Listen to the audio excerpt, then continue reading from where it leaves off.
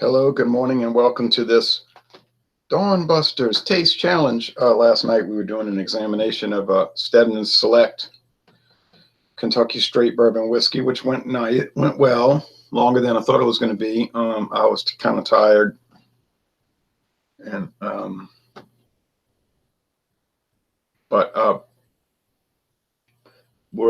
John and Neil said, "What's the next whiskey to go up against Windsor Canadian?" And I said, Seagram's VO, but I forgot. It's actually a Canadian Hunter. I'd forgotten about Canadian Hunter. So here we are with Canadian Hunter, one of these old Seagram's brands.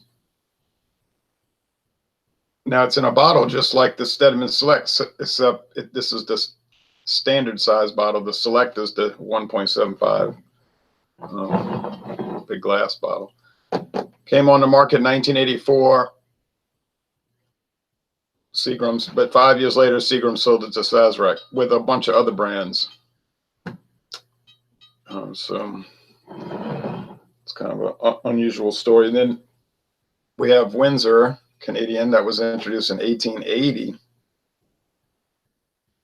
Been around a long time, and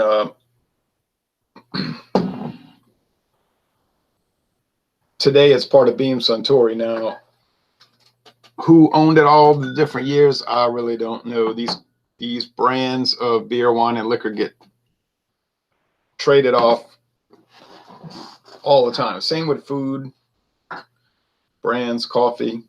It's all the same. Libby's a good example. If you think that, okay, you say, oh, I love this craft whiskey because it's owned by this guy, Gary, and his wife, Suzanne, and they started in a rustic cabin in Tennessee, close to Reelfoot Lake, and he quit his job as an exterminator to do this, and it means so much. They care, unlike the big corporate companies. And you're really into it, and then you find out that Gary and Suzanne sold their whiskey business to Diageo or something. You'd be so hurt. You shouldn't be hurt, because that's how these things work. They don't pass up big buyouts usually. But anyway, I have noticed over the years some people are like that. They're like really militant about it. I'll never drink that beer again because it got bought out. They betrayed us. They betrayed us. They didn't betray you, because this is what happens with brands. They go from, okay, let's make sure they go from company to company. Now, the way they would betray you would be like changing the recipe to a cheaper, less enjoyable product. Now, if the company, let's see, if Gary and Suzanne still owned it and they cheapened it and charged the same price, then you could say you were betrayed. If they sold out to a new company and the new company changed it, then it's got nothing to do with Gary and Suzanne. They sold it. If the new company wants to undermine the recipe and hurt the sales, that's really their business. It's happened in the past, and a lot of times it didn't come off too well. It's not their founders' fault. They sold it. Okay, well, if the new owners want to undermine it,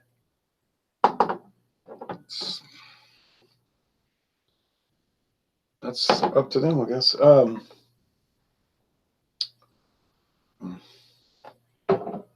Pour too much Windsor. Now, try to even it out. I want to even out by drinking it down. I don't want to add more. I don't really feel like drinking too much. Some people might say, you just want to drink more and more and more. That isn't really the case. Tomorrow, I'm not going to drink any liquor at all. Nope. So,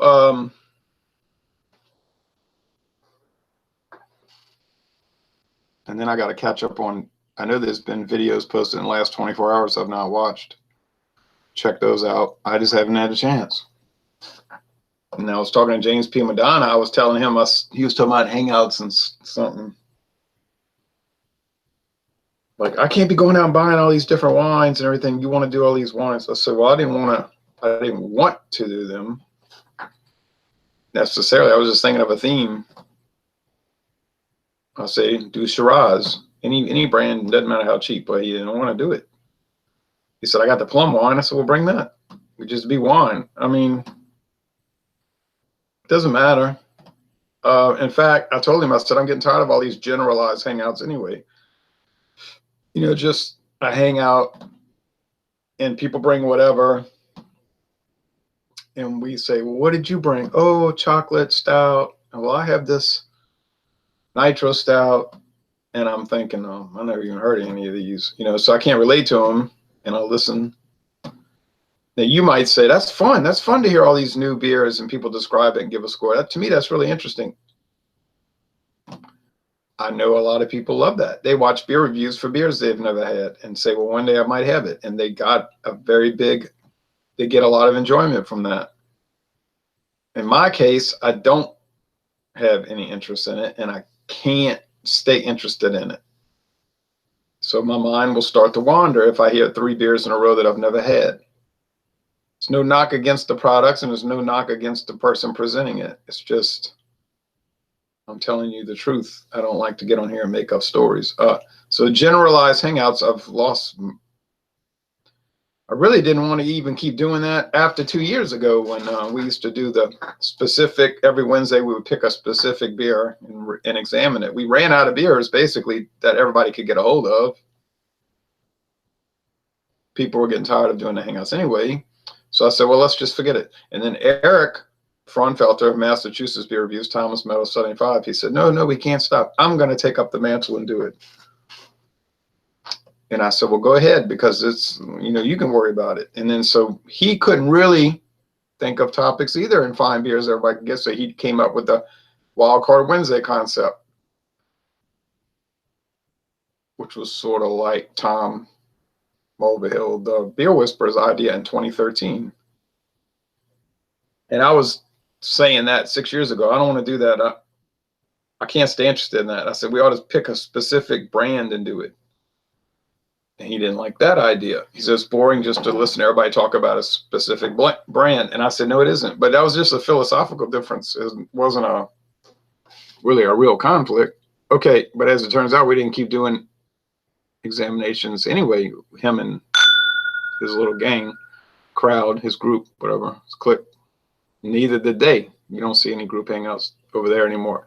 This one's lighter, whatever one this is. I think this is, well, I already mixed them up. I can't tell, but they're both gold. So anyway, I'm just talking, you know, but that's just, I was telling John and Neely last night, I said I was going to talk about hangouts, but we ended up getting off the air. I was watching the Red Sox and the Rays game, but that turned into sort of like a runaway, so I went to sleep very early. Then I woke up, couldn't get back to sleep, went back to sleep, woke up, couldn't back. It's so irritating. This long beard was like waking me up, like hitting my skin or whatever, hitting my arm. I said, I can't wait to shave it. Only reason I'm growing is because my daughter gave me that beard balm. It's like a cream or almost like a wax. And I was putting it on every day. I said, well, I'll use it up and then I'll shave it off. And people look at me like, why you have that? I said, it's just to exhaust beard balm. All right. Now you might say, well, that's eccentric. You're strange that you would grow a long beard just to use a beard balm. Just save until whenever you get to it, which would mean forever. You see what I'm saying? That little tin, it's like a round tin you take, that would never get used. That'd be decades. I'd say, look at that, still in there. Dry it up. I'm not going to do that. I'm just going to use it up, then chop it off. No problem. Okay. Master Yarny says, cheers, Ron. Never drink alcohol and if life smack you in the face. Alcohol is only a tool to create a great atmosphere. Other than that, alcohol don't do anything. Cheers. Alcohol would be very dangerous. All right. It is dangerous. And so people should be very careful with it. It's like fire. It's useful, but dangerous. I see a lot of people doing hangouts. Their consumption level is incredible. They drink all the time. I drink steady, like I say, 22 to 24 beers a week. We talk about 12 ounces. I'm not cheating. I don't say, well, let me drink a 24 on count it as one beer. No. No, if I drink a 24-ounce can, I count it as 2 servings. So that would be 2 out of the 4 for a day off of work. But then I did a liquor, right? These every day, or practically every day, the Dawn Busters. Now, do I drink more liquor after that? No, I don't. And then a little wine with lunch. You say, well, that's a lot. That starts adding up. You should be careful. That's right. I should be. Might be sorry. But I watch other people. They're full bore.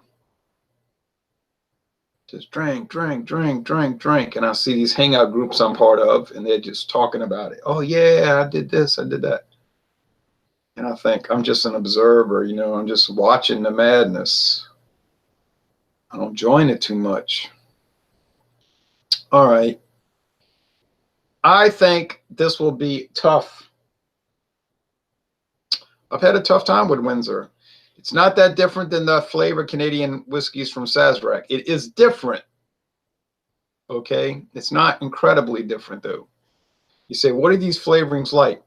It's very hard to describe. Okay. If you've never had a Canadian whiskey, and most of them are flavored, not all, or if they are, it's very minimal, like with the Seagram's VO. That just doesn't shine through. You get more wood with that one. More, I don't want to say authentic whiskey, more traditional, like what people think of. Is it an old way of doing it, adding the flavorings to Canadian whiskey? Yes. What flavorings? Rum, brandy, bourbon,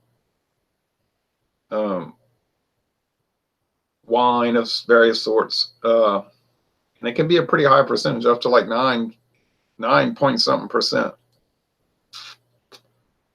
So you get some people that are volatile on the internet, and they'll make comments. That's not real whiskey. That's just brown vodka. And they just go on and on. No, it is a class of whiskey. Actually, legally, it's a class of whiskey. Now, whether you like it or not is really up to you. But you run across these kind of fanatical, strident, you know, non-negotiable sentiments from people on politics. You see that in politics.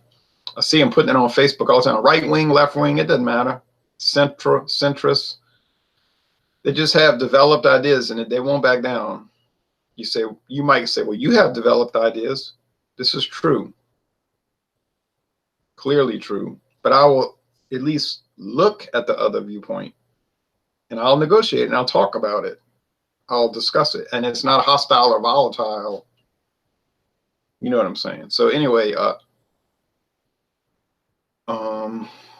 this one is pungent. You should go back to school and be a teacher again, Ron. I don't think so. I teach religion at night once a week. Well, during the school year, August to May. But I'm going to stop doing that after this year. I don't feel like going back out and teaching after work all day. But I said I'll do it for 5 years. It'd be like some contribution to the church. I was only asked to do it because somebody got sick and he actually died. But during the school year. So, but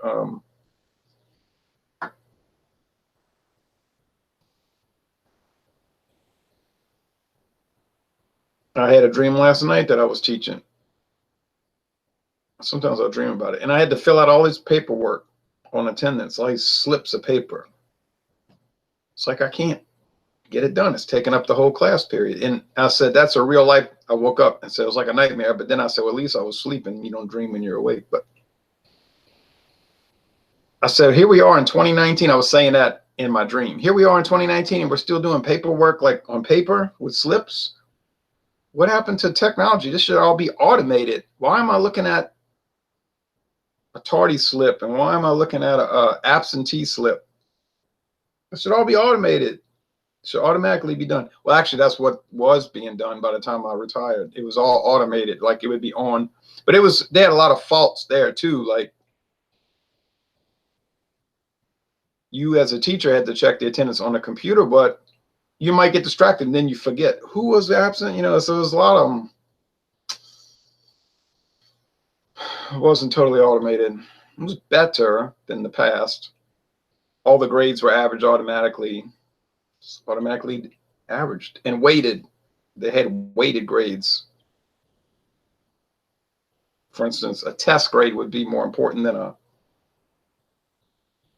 looking up the vocabulary words and what they mean for the week. That's something you do, get familiar with the words, terminology, but it's not as important as a test.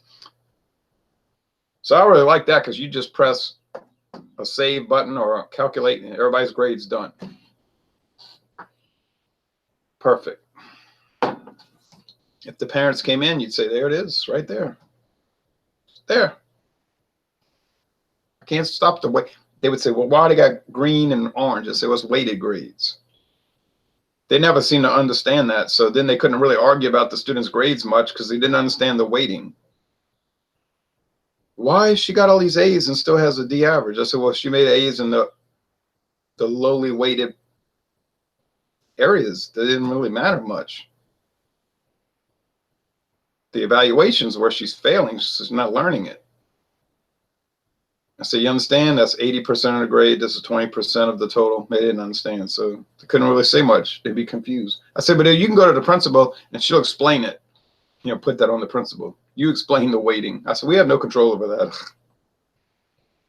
This one's much less pungent. Okay, so this one here is, this one is muted in the nose, whereas this one is much stronger in the nose. That makes me think that this one is the Canadian Hunter and that one's the Windsor. Now, was Canadian Hunter different back in 1984? I don't know this. If you look at the old advertisements from 1984, it says Seagram's presents a new Canadian whiskey. They had a big promotion for it. Oh, it's a new style Canadian whiskey, the new wave, the modern 20th century Canadian whiskey. But whatever. For the computer age, whatever. Okay. But they didn't explain what that meant. A new wave Canadian whiskey. Did it mean they started adding a lot heavier flavoring regimen to it and making it more of the, because you know people like the candy flavor and all. That could have been the case. Maybe when Sazerac bought it, they liked that approach and they applied it to all their, or most of their Canadian whiskeys. They don't all taste like that. This I do not know. And this I probably will never know. But initially, I think this is the Hunter and this is the Windsor. Which one smells better? Oh, well, it's just a personal preference. If you prefer a lot more watered down nose, the Windsor. If you prefer the pungent flavoring, heavy corn, sweet candy corn, and almost indescribable flavor, you prefer that. But like I said, if you haven't had these, I cannot adequately describe them, aroma or taste. I can't. I could sit there and tell you about it, but if you didn't try it, you wouldn't understand. So, and that would go for Scotch. People used to tell me about Scotch, and I was like, seems so exotic. But I couldn't really understand what they meant until I tried it. Now, about 3 years ago, I tried Scotch. At first, it seemed very unusual. And I thought to myself, you'll get used to it quick. This looks like something you'd like, and I did. So, but until I had it and tried it, you couldn't adequately describe it to me. Same with rum. People were telling me rum is like this, rum is like that. They couldn't understand it. I thought I was going to hate it. But then I tried it, and I liked it. Cheers, Ron, says Saxon Shore. Drinking a Coors Light feels bad, man. Oh, sorry. I drank 3 cups of coffee. My stomach's been hurting since Saturday night, off and on. I think my problem is, but who knows what it could be, right? But I think it's that it's that Diablo sauce from Taco Bell, the strongest, hottest. I put that on so many things. I was like, my body can't take it. It's poisoning, not poisoning per se, but it's hurting it. I had such bad heartburn Saturday night. I said, oh, I kept like trying to burp. I said, this is misery. Kept me up for hours. I ate some of those Tums. Well, Walmart, Dollar General brand. I ate 3 of them, and it went right away, 5 minutes. Then it came back again Sunday, and I was like, As soon as I ate that pork roast, it went away, 5 minutes, and I never had it again. Really. I said, well, what happened? The pork roast is like spongy, and it absorbed all the acid. I said, okay. I was telling Sonia on the phone. She went with me to the banquet. I said, hey, because she called and asked me yesterday, did your heartburn go away? I said, yeah, it went away as soon as I ate that pork roast. I said, that might be a cure for heartburn. Very spongy pork roast.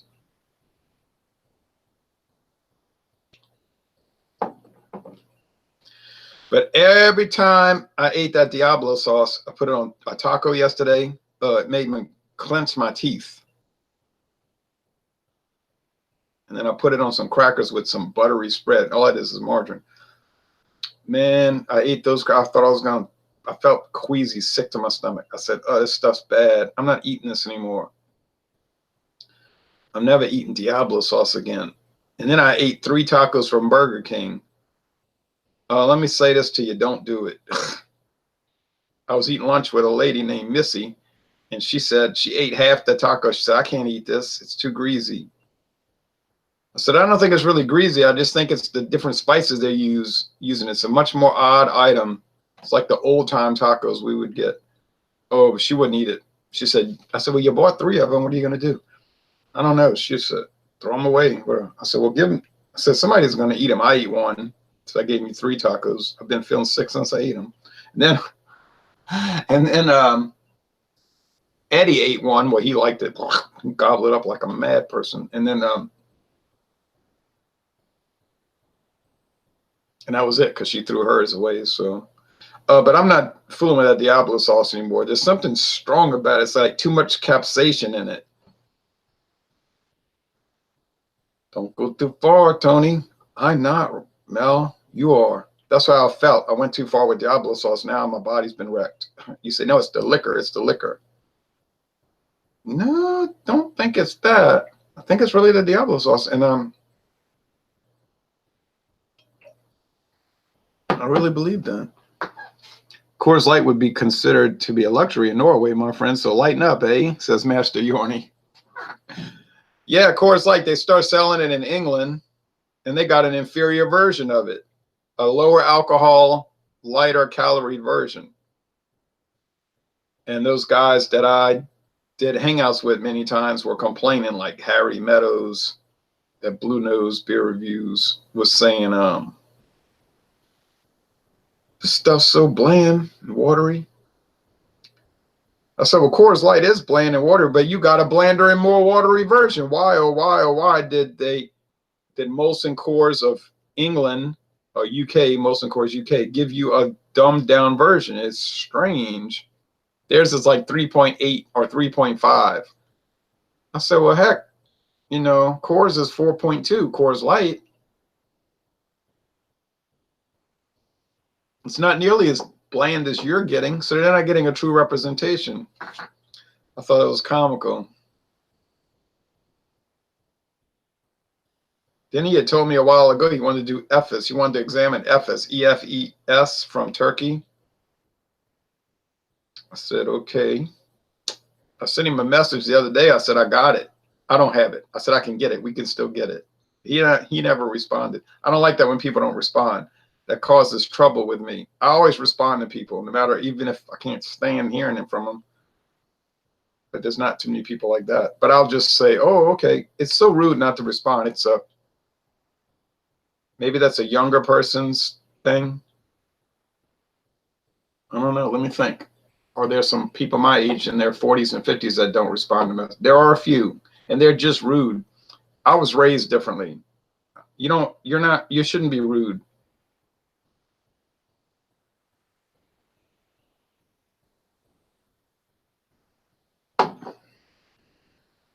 But,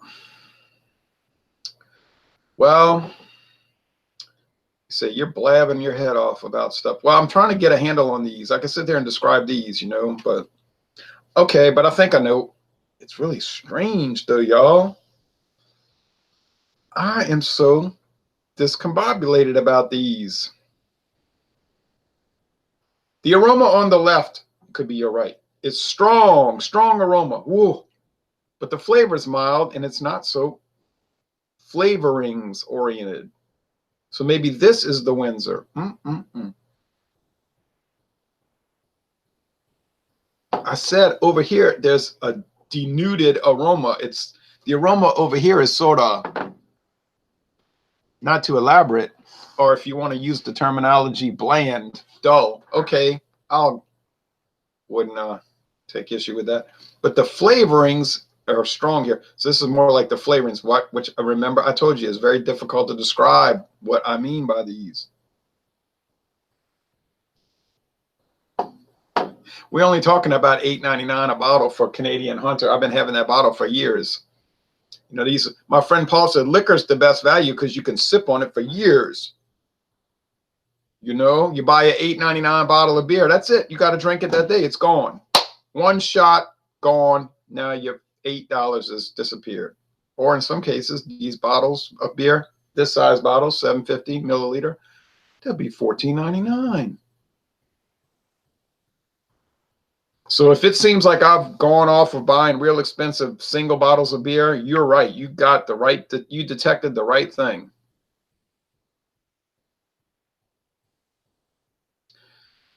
And I've had great beers. I know what they taste like. I'm very familiar with them.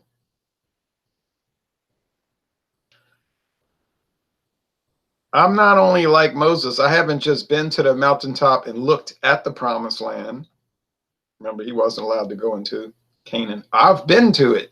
So it's very nice. I'm like Joshua. I didn't just go and spy. I experienced it. I lived there. So I've been with the great beers. But to sit there again and again and pay $14, $15 a bottle just to say, look, I tried it. Isn't it fabulous? It really is. But the liquor is easier and honestly more enjoyable in the long run because you can sip them down. They don't go flat. You don't have to worry about the age. Now you might say, oh, you're just trying to use your friend David's beer museum to do reviews. He's got all those expensive beers. No, that isn't the case.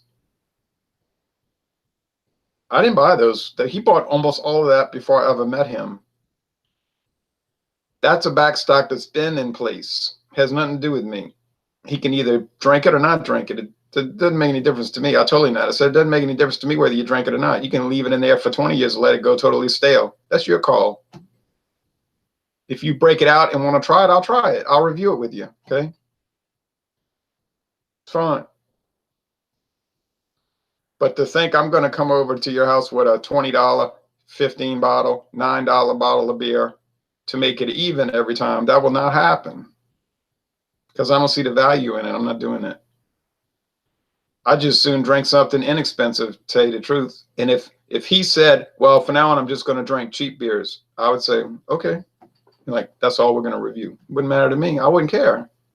And that is as honest as I can be. It really just would not matter. I'm not a hustler for expensive beer. He bought the CBS about 2 years ago. He said, we'll buy it. I'll buy it and we'll try it. I said, okay. He never opened it. He might save it forever. I won't care. I mean, I'd be curious to try it myself. I would. I'm not paying $23 for that. I did see it for $18.99. But if I get to try it, fine. And if I don't get to try it, that's fine too. It doesn't. I just don't care. I'm not. I have to try it. I have to try it. No.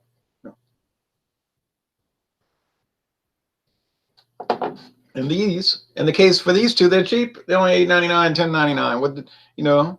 So I can try them repeatedly for years, literally years. They're fairly complex for as cheap as they are. To sit there and say they're bathtub Canadian whiskey, they're trash, only an alcoholic and an old bum on the street would drink them, and it's a laugh, and no one should even bother with it. I don't agree with any of that. I have some ability to look at things in perspective. I realize they're not world class, but only a fool would think it's going to be world class. $8.99 a bottle. But for what they are in this little realm here, this little niche area of looking at things, it's fine. Now, I think as far as quality, they're a tie. So that means what? Hunter wins, yes. Why does Canadian Hunter win? Because it's $2 cheaper, exactly $2 cheaper per bottle. Both bottles look fine. They're nice. Got your Hunter there with his 2 hunting dogs out there in the Rocky Mountains in Canada. Very nice looking label. It's fine.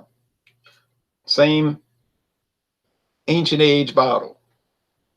McAfee Old No. 8 bottle, because it's Sazerac Buffalo Trace, and they use the same bottle design for multiplicity of whiskeys.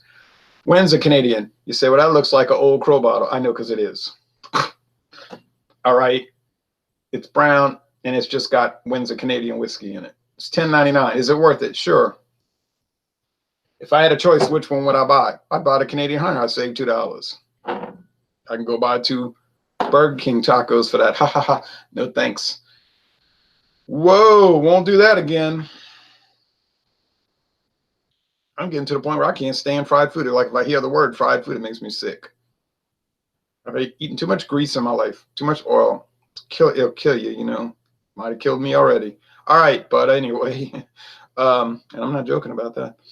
So I think this is the Windsor and this is the Hunter, and I'm not really sure. It's a tie, and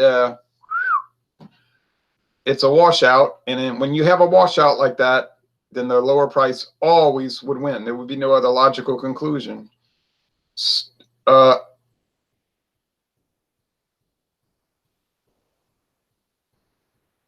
Let's see what all his comments are, and then we'll reveal it. Got to put my glasses further out on my nose. My eyes are bad, but if it's close up, I don't need this magnification, so it makes everything blurry. You say, well, you need, yeah, bifocals, but I don't really feel like doing that. I've had a few burritos plus ramen noodles over the past few days, and I loved it. Yeah, I think I'm going to go to at the most, the hot sauce from Taco Bell, which is not hot. But I've been through that. I've been through all the heat, the hot, okay? Yeah. Okay, I get it. Hot, heat.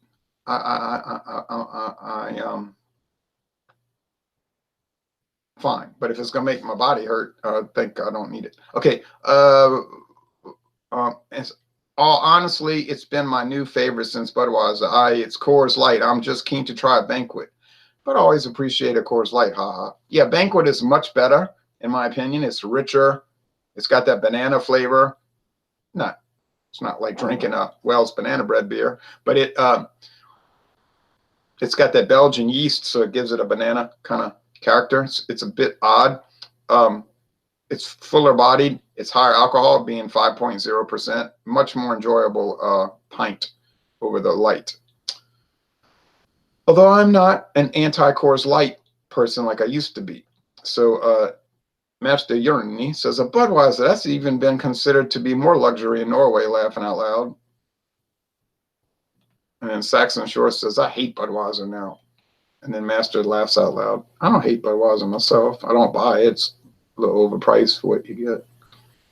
Whatever they call you luxury. Now, Master Yorny says the Jehovah's is laughing in your face now. Now they're going back and forth. Feels good about yourself. What is luxury anyways? Exactly. Yes. You can have so much luxury per year you want, but it's the atmosphere that counts in the long run. Sure.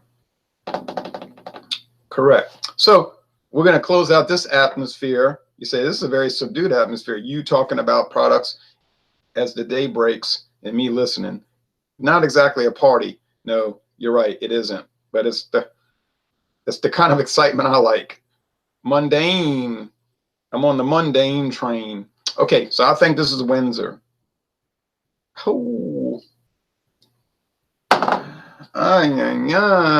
Yeah. This is turning into a very frustrating exercise. These taste challenges with Windsor.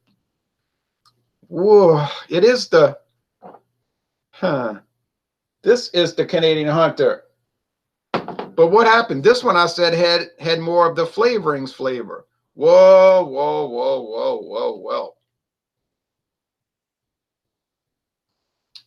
I guess I have to keep in mind that if it's really punchy in the flavorings flavor, then it must be Windsor. But anyway, heck, makes me so irritated. Not really too irritated.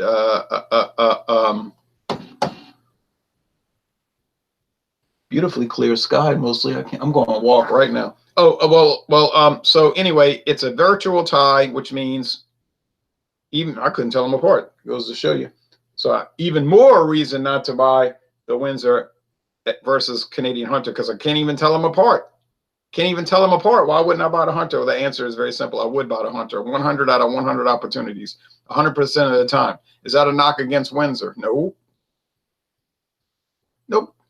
Just a knock against the price. Now, then they're going back and forth about if you hate yourself, stop drinking alcohol now. I don't know who he's directing that to. Plus Xanax helps me something.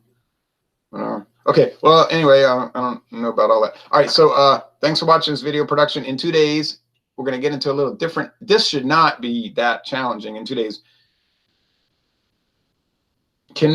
Windsor Canadian versus Seagram's VO. I think Seagram's VO would be clearly a better product, and it had better be, considering the price, much more expensive. We're talking about $17 a bottle for Seagram's VO versus $10.99. Now, what would you rather pay, $16.99 or $10.99? But caveat, you might be getting a much better product with the VO.